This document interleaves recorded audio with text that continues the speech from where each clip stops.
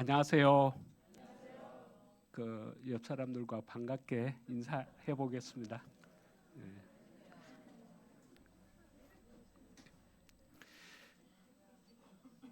저에게 재밌고 짧게 준비했으면 좋겠다라고 요청한 분이 있었습니다. 근데 정 반대가 된 것 같아가지고 그분한테는 참 미안하고 오직 하나님이 은혜 주시기만을 기도합니다. 요절을 함께 읽고 제가 기도하고 시작하겠습니다. 시작. 37장 9절입니다. 요절은 함께 읽겠습니다. 시작. 요셉이 다시 꿈을 꾸고 그의 형들에게 말하되 내가 꿈은 해와 달과 11별이 내게 절하다이다 하니라. 전능하시고 거룩하신 하나님 아버지, 환난 날에 구원의 방패가 되시고 지극히 큰 상급이신 이 주님께 감사드립니다. 이 시간 창세기 말씀을 통하여 요셉과 유다의 하나님을 배우기 원합니다. 성령님이 함께하사 모든 허물은 감춰주시고 오직 주님의 은혜로운 말씀만이 증거되게 인도하여 주시옵소서. 좋은 모든 것을 인하여 감사드리며 주 예수님 이름으로 기도드립니다. 아멘. 우리는 그간 야곱 이야기를 통해서 하나님이 어떤 분이신지 배웠습니다. 야곱은 여느 사람과 다를 바 없는 세상 욕심을 쫓아가는 사람이었습니다. 그러나 하나님은 그를 버려두지 않고 그 인생길에 구원의 방패요 인도자가 되어 주셨습니다. 이스라엘로 변화시켜 주셨죠. 그러면 이런 야곱의 자손들은 어떻게 되었습니까? 야곱은 12명의 아들을 낳았습니다. 성경은 야곱의 족보를 거론하며 먼저 대표적으로 요셉과 유다의 이야기를 합니다. 이들이 변화되기 전에는 어떤 사람이었는지, 이들의 삶의 방식과 계획은 어떠했는지, 반면에 하나님의 방식과 계획은 무엇이었는지를 배울 수 있습니다. 요셉의 경우는 고난을 통해서, 유다는 다말을 통해서 자신의 잘못을 발견하고 깨달으면서 변화되기 시작합니다.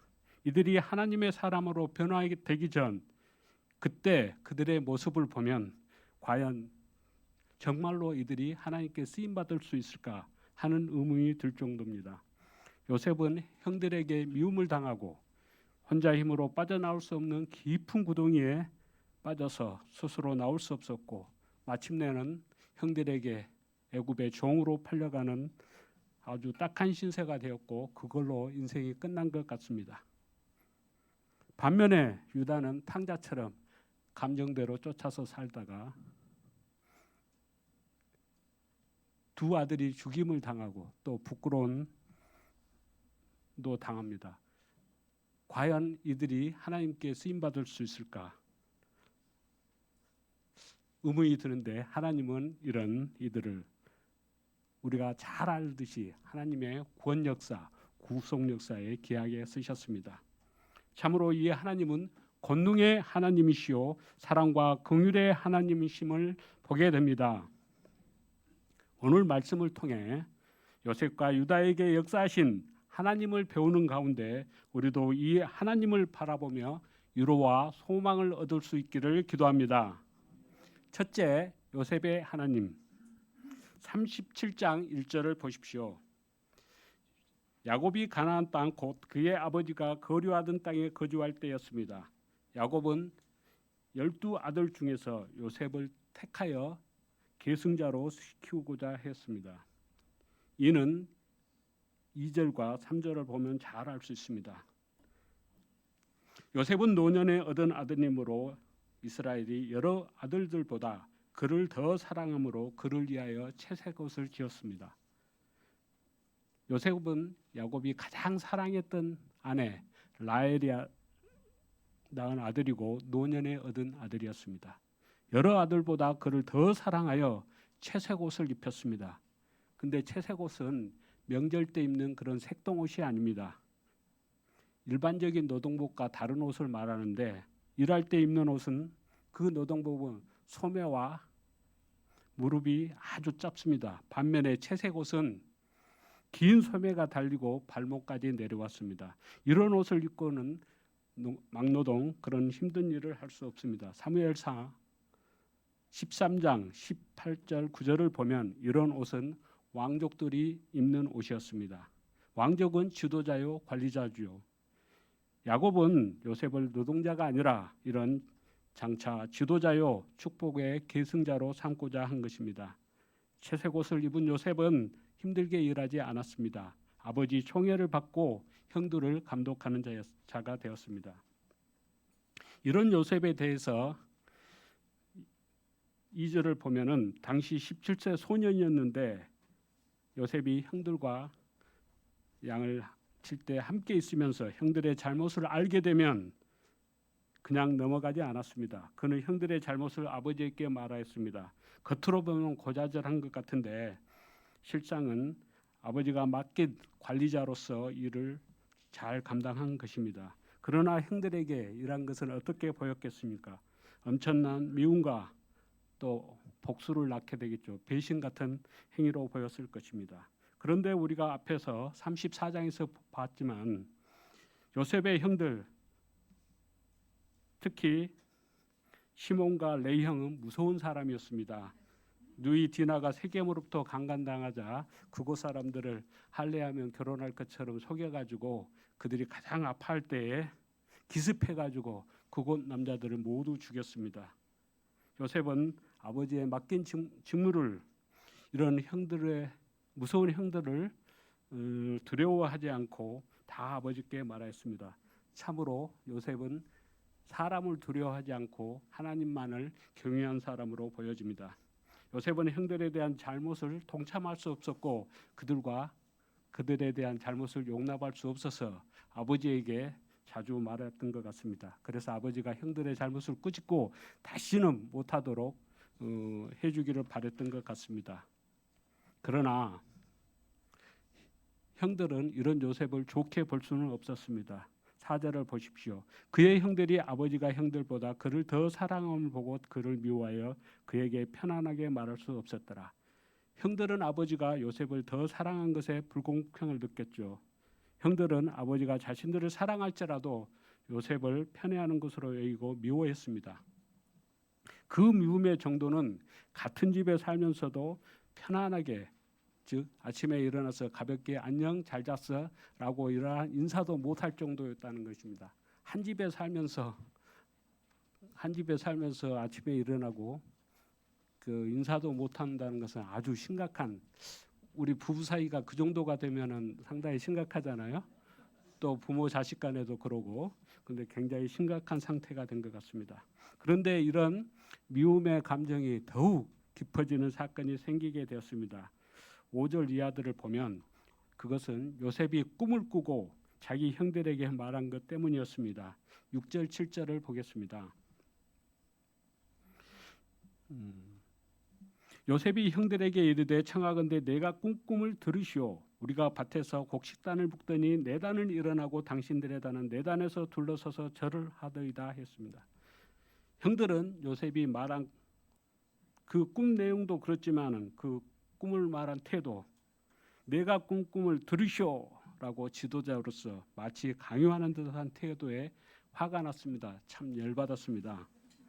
그래서 형들은 요셉에게 대놓고 내가 참으로 우리의 왕이 되겠느냐, 참으로 우리를 다스리겠느냐고 퍼부어댔습니다. 그런데 9절과 10절을 보면 요셉이 또 다시 꿈을 꾸고 그의 형들과 아버지에게 말하였습니다. 9절을 다 함께 읽어보겠습니다. 9절 시작.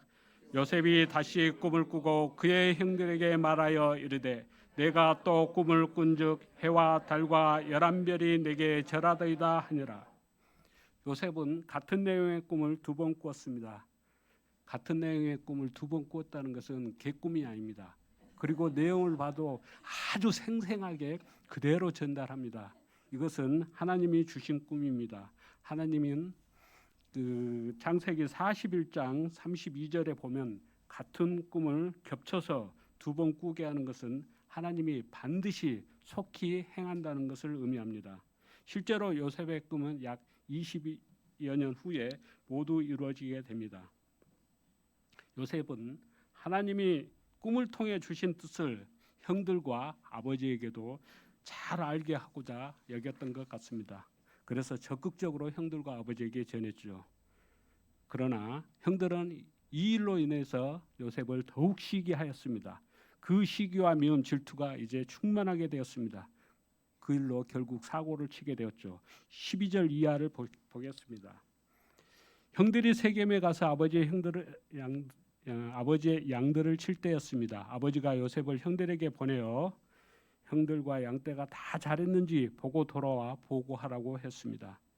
헤브론에서 세겜까지는 약 100km가 되는 먼 거리라고 합니다. 오고 가는 것을 생각하면 17세 소년에게는 굉장히 힘든 심부름입니다. 지금은 뭐 차가 있지만은 그 당시에는 차도 없었을 것입니다. 또한 세겜은 전에 형들이 피비린내 나는 복수를 했던 사망의 골짜기 같은 곳입니다. 그런 세겜까지 갔다 오라고 하니 힘들지 않았겠습니까? 순종하기 어려웠을 것 같습니다. 그런데 요셉은 아버지 말씀에 순종했습니다. 아버지가 말한 세겜까지 가서 힘들게 갔는데 그곳에 형들도 양떼들도 보이지 않았습니다. 근데 요셉은 포기하지 않았습니다. 우연히 만난 사람들의 도움을 받아서 도당까지 찾아가 형들을 만났습니다. 참으로 요셉은 충성되고 책임감이 강한 사람이었습니다. 그러나 형들은 어떠했습니까? 18절 이하를 보겠습니다. 그들이 요셉을 멀리서 보고 죽이기를 꾀하여 그들은 요셉을 보자 죽을 기회가 왔다고 여겼습니다. 그들은 요셉이 꾼 꿈을 용납할 수 없었습니다. 그들은 모이하기를 요셉을 죽여 한 구덩이에 던지고 우리가 말하기를 악한 짐승이 그를 잡아먹었다 하자고 하였습니다. 요셉을 죽여 그 꿈을 무산시키고자 한 것입니다. 며칠 전에 즉 2026년 2월 5일 저는 언론에서 이런 기사를 봤습니다. 100억 강남 빌딩 받고도 막내 더 줬지. 노모 때려 숨지게 한 형들이라는 제목의 기사였는데요. 그 내용은 100억 원대의 재산을 받고도 셋째 동생에게 더 많은 재산을 줬다며 90대가 되는 노모를 구박하고 폭행해 결국 사망에 이르게 했다는 형제가 징역형을 선고받았다는 내용이었습니다. 요셉의 형들도 요셉에 대한 미움을 넘어서 마침내 요셉을 죽이고자 하게 되었습니다. 그러나 루벤은 그 장자였죠. 장자의 책임감 때문인지 동생을 죽여서 구덩이에 넣자는 형제들의 손에서 요셉을 구하고자 했습니다. 그래서 직접 피를 흘리며 그의 생명을 해치지 말자, 구덩이에 던지고 손을 대지 말자고 했습니다. 요셉은 이런 형들의 모의를 알 리가 없었죠. 그는 채색옷을 펄럭이며 멀리서 보니 형들이 보이고 양떼들이 보이니 얼마나 반갑겠습니까? 신나게 뛰어와서 반갑게 인사했습니다. 그러나 형들은 이런 요셉의 채색 옷을 벗기고 그를 잡아 구덩이에 던졌습니다. 중동의 구덩이는 물을 길어야 얻기 위해서 아주 깊게 판다고 합니다. 그래서 아주 깊어서 그곳에 빠지게 되면 외부의 도움이 없으면 스스로 나올 수 없다고 합니다. 시간이 지나가면 결국 그 안에 있는 사람은 굶어 죽는 그런 죽음의 구덩이입니다. 구덩이에 던져진 요셉은 살려달라고 소리쳤을 것입니다. 25절 상반절을 보겠습니다. 그들이 앉아 음식을 먹다가 그들은 살려달라고 소리치는 요셉을 또 차차라 죽어가는 동생을 바라보면서 정말 태연하게 음식을 먹습니다. 그들은 자신들의 행동이 잘못도 아니고 죄라고 여기지도 않은 것 같습니다. 배신자 나쁜 놈한테 합당한 벌을 주었다고 여긴 것 같습니다. 그러나 창세기 42장 21절을 보면 하나님은 그것이 얼마나 무서운 죄를 지은 것인지 그들에게 깨닫게 하십니다. 그들이 서로 말하되 우리가 아우의 일로 말미암아 범죄하였도다. 그가 우리에게 애걸할 때에 그 마음의 괴로움을 보고도 듣지 아니하였으므로 이 괴로움이 우리에게 임하도다 라고 하면서 자기들의 죄를 고백하게 됩니다. 그들은 음식을 먹다가 이스마엘 상인들이 지나가는 것을 보게 되었습니다. 상인들은 향품과 유황과 모략을 싣고 애굽으로 내려가는 중이었습니다. 26절 7절을 보십시오. 상인들을 본 유다는 자기 형제들에게 이르되 우리가 우리 동생을 죽이고 그의 피를 덮어둔들 무엇이 유익할까? 자, 그를 이스마엘 사람들에게 팔고 그에게 우리 손을 대지 말자고 제안하였습니다.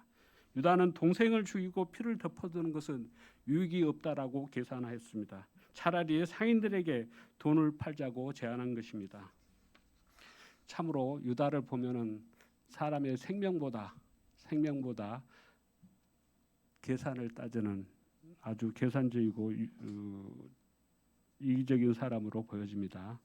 결국 유다의 주도로 요셉을 은 20에 상인들에게 팔았습니다. 이후 형제들은 요셉의 옷을 가져다가 순념소를 죽여 그 옷에 피를 적시고 아버지를 속였습니다.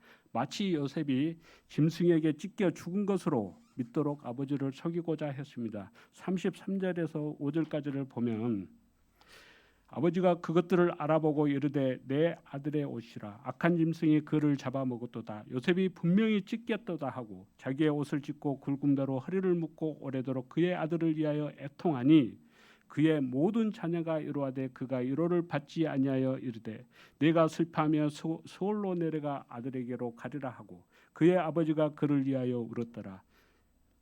형들은 자기들이 아무것도 모르고 아무 잘못도 없다는 듯이 가정하면서 가장 사랑하는 아들 요셉을 잃은 아버지가 그렇게 슬퍼하는데 태연하게 그 옆에서 위로하듯이 하기까지 합니다.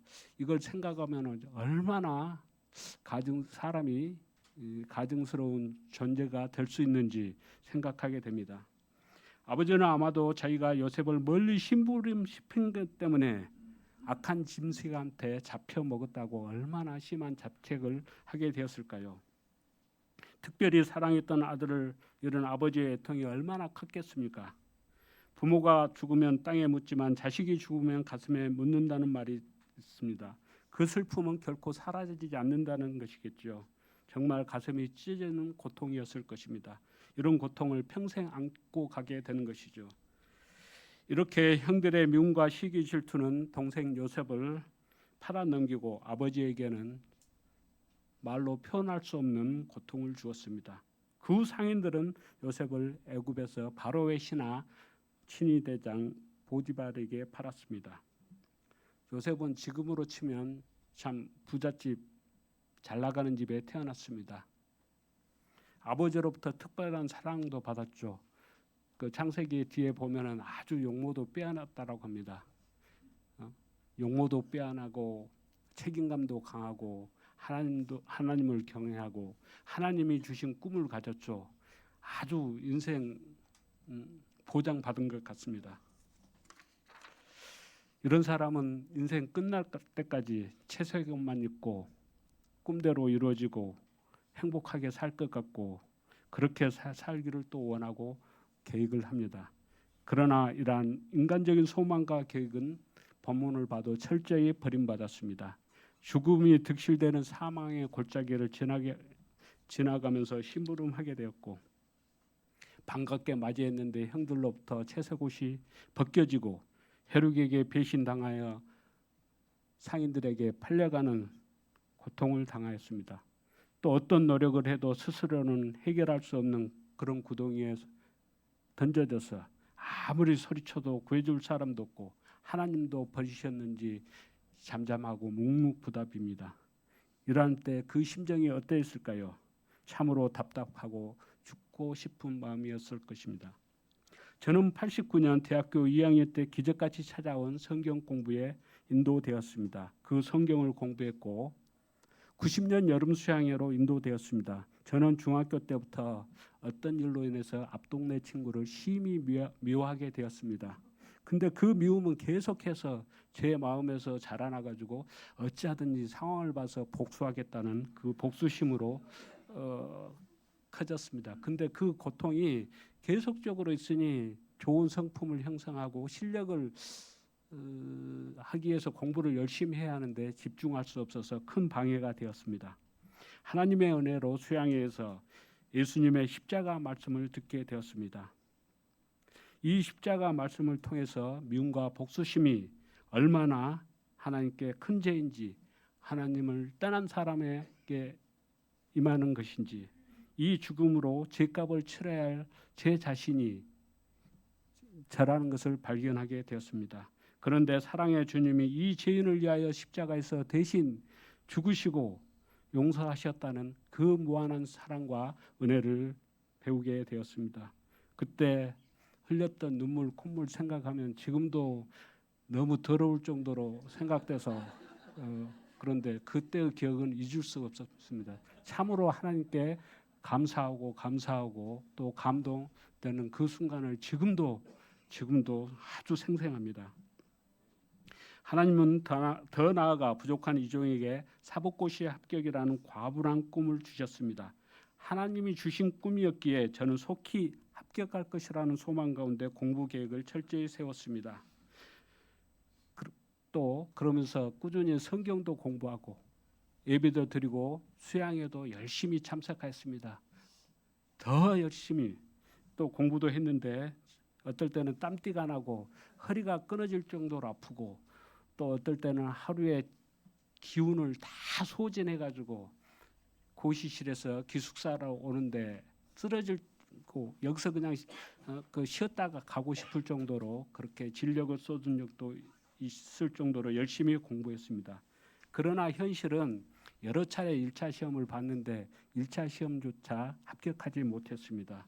그때 제가 느낀 무력감, 실패감, 절망감은 상당히 컸었고 힘들었습니다. 그러나 하나님은 어떤 분이십니까?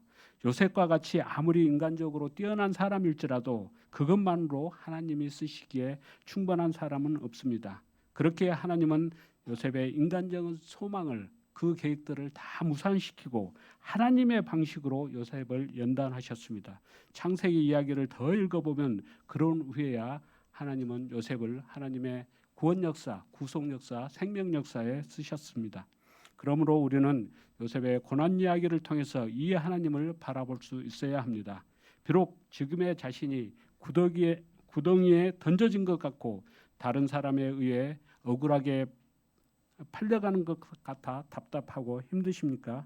그렇다면 구덩이를 보지 말고 고난과 함께 하시는 하나님을 바라보십시오. 살아계신 하나님으로 인하여 현재의 환난 앞에 두려워하지 마시기 바랍니다. 하나님이 우리에게 두신 뜻은 에레미야서를 보면 재앙이 아니라 평안이라고 했습니다. 하나님이 우리에게 미래와 희망을 주시기를 항상 원하고 계십니다. 고난이 없는 성공은 없습니다. 십자가 없는 영광도 없습니다.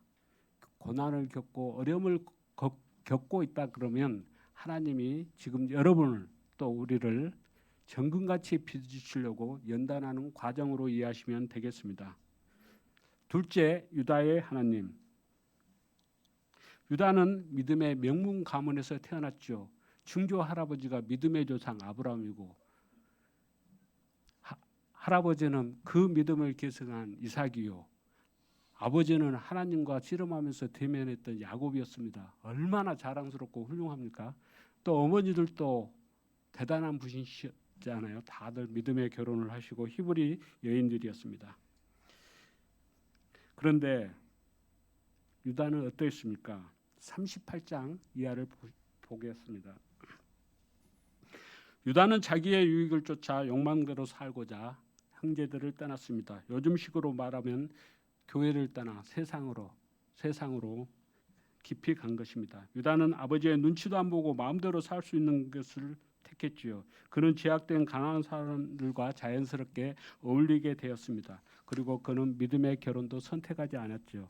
그는 가난한 사람 수아라는 자의 딸을 보고 그 수아라는 자의 딸, 근데 딸의 이름이 뭔지도 나오지 않습니다. 그냥 이름도 알 필요도 없이 그냥 곧바로 사랑하고 동침한 것 같습니다. 그 여자 사이에 세 아들 엘오난 셀라를 얻었습니다. 6절을 보십시오. 유다가 장차 엘을 위하여 아내를 데려오니 그의 이름은 다말이었습니다.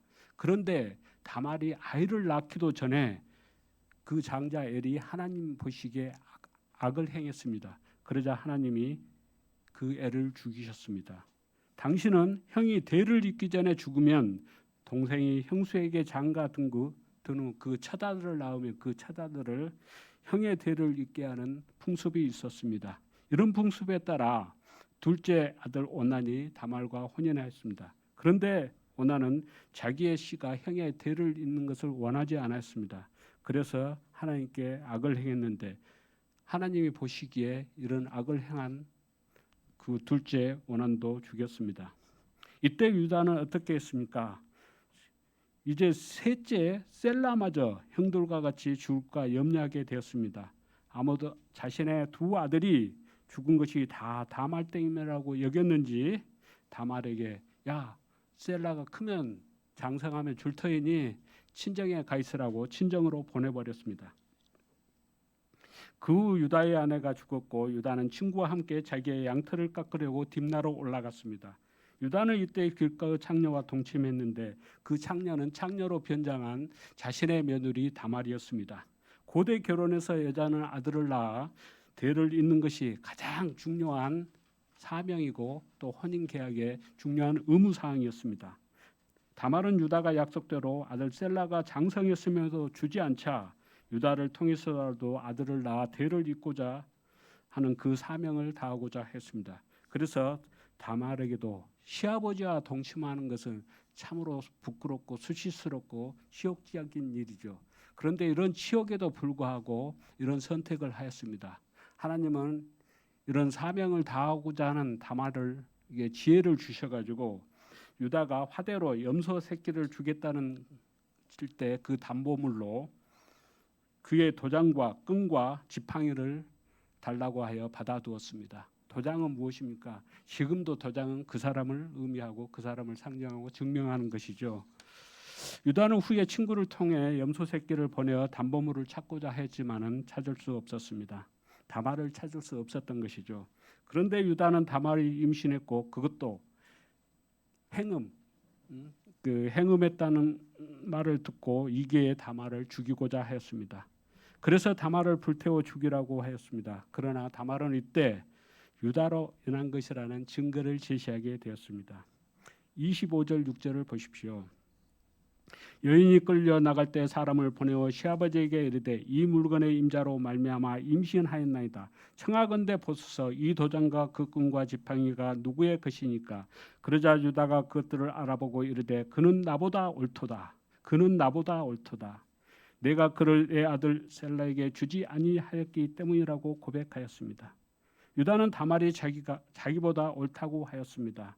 유다는 다말을 통해서 비로소 자신의 악한 행실, 잘못을 발견했습니다. 이후 유다는 다시는 다말을 가까이 하지 않았습니다. 이 사건은 종역을 쫓던 유다의 인생 전환점이 되었습니다. 그의 인생에서 회개하는 역사가 시작되었습니다. 이때부터 시작된 회개는 44장에서 결정적으로 회심을 하게 되고 그로 말미암아 하나님 앞에서 사는 자가 되게 되었습니다. 하나님은 이런 유다를 여자의 후손의 대를 이어가는 사람, 예수님의 족보에 오르는 영적 계승자로 써주셨습니다. 또한 그가 다말에게서 낳은 아들 베레스가 유다 다음에 영적 계승자가 되게 하셨습니다. 하나님은 이 과정에 가나안 여자였던 다말도 쓰셨습니다. 다말은 하나님 앞에 악했던 두 남편이 죽는 것을 보았고 그는 가나안 여인이었지만 그로 말미암아 하나님을 경외하는 믿음을 갖게 되었습니다. 어찌하든지 하나님 앞에서 대를 잇고자 하는 사명을 다하고자 했고 이때 하나님은 그에게 지혜를 주셔서 그의 생명을 보존해 주셨습니다. 하나님은 아브라함의 후손이 아닐지라도 하나님을 경외하고 믿는 자들을 찾고 그들의 생명을 보존하여 구속 역사에 귀하게 쓰시는 전능하신 또 사랑이 풍성하신 하나님이십니다. 우리는 하나님의 꿈을 꾼 사람도 환난이 있다는 걸 배웠습니다. 하나님은 저에게도 사법시험에 꿈을 주셨지만 그 과정에 힘든 수험생활에 고난을 주셨습니다. 많은 실패로 환난을 겪게 하셨고 절망을 딛고 그랬지만 절망을 딛고 일어날 수 있도록 함께해 주셨고 새 힘과 지혜를 주셨습니다. 가장 합당한 때 95년에 하나님은 합격이라는 영광을 받아주셨습니다. 하나님은 저에게 이제는 예수님이 재림하는 때에 하나님을 경외하는 믿음의 사람이요 하나님의 사랑을 품는 사람으로 발견되는 꿈을 주셨습니다. 저는 이 꿈을 이루기까지 많은 시험과 또 고난을 받을 수 있습니다. 그러나 그때마다 저와 함께 하셨고 또 함께 하실 이 하나님을 믿고 의지하는 가운데 참으로 하나님이 기뻐하는 사람으로 발견될 수 있기를 기도합니다. 또한 사람들은 자신의 감정과 또 계획을 쫓아 살고자 하지만 하나님은 그들의 감정이나 계획들을 무산시킵니다. 그 가운데서도 하나님이 계획한 꿈을 천천히 이루어 가십니다. 요셉은 인생 마칠 때까지 채색 옷 입고 지도자 살기 원했을 것이죠. 그러나 요셉의 채색 옷은 강제로 벗겨지고 죽음과 같은 고난을 당하였습니다. 하나님은 이런 요셉과 함께 하시되 고난 중에 함께 하셨고 그의 방패가 되어 그의 생명을 보존하셨습니다. 그 요셉의 형들은 어떻습니까? 형들은 미움과 시기심으로 동생을 죽이고 그런 계획을 하지만 하나님은 이를 무산시켰습니다. 오히려 이것들을 이용하여 요셉을 미리 애굽으로 보내셨죠. 여기에는 장차의 말 7년의 큰 대흉년의 때에 이스라엘 가족들의 생명을 살리는 구원 역사에 쓰시고자 하시는 하나님의 뜻, 섭리가 있었습니다. 또한 하나님은 유다가 가족 공동체를 떠나서 이방인들과 어울리고 욕망대로 살면서 가나안 여자와 결혼했다고 해서 그를 곧바로 하나님의 백성 또 택한 자녀에서 그런 위치에서 자르지 않았습니다. 하나님은 유다의 망나니 같은 막 나가는 인생 가운데서도 하나님이 하실 일을 하셨습니다. 악한 자들을 정죄하시고 심판하기도 했고 다말이 그런 가운데 하나님을 경외하는 믿음을 갖게 됐고 그러한 가난한 여자일지라도 그를 하나님의 역사에 주권적으로 귀하게 사용해 주셨습니다. 이를 통해 유다도 회개하게 하고 여자의 후손의 대를 잇는 자로 삼아주시고 예수님을 그의 자손을 통해 나게 하셨습니다. 우리가 오늘 요셉과 유다의 이야기를 통해 배우게 되는 하나님은 지금도 현재도 변함없는 동일하신 하나님이십니다. 우리 안에 요셉과 같은 사람, 유다와 같은 사람 있을 수 있습니다. 그러나 우리의 상황이 어떠하든지 요셉과 유다의 하나님이 우리의 하나님이 되십니다. 하나님은 우리의 모든 환난과 시련 중에 함께 하시고 우리의 생명을 지켜주시고 영광에 이르도록 인도해 가십니다.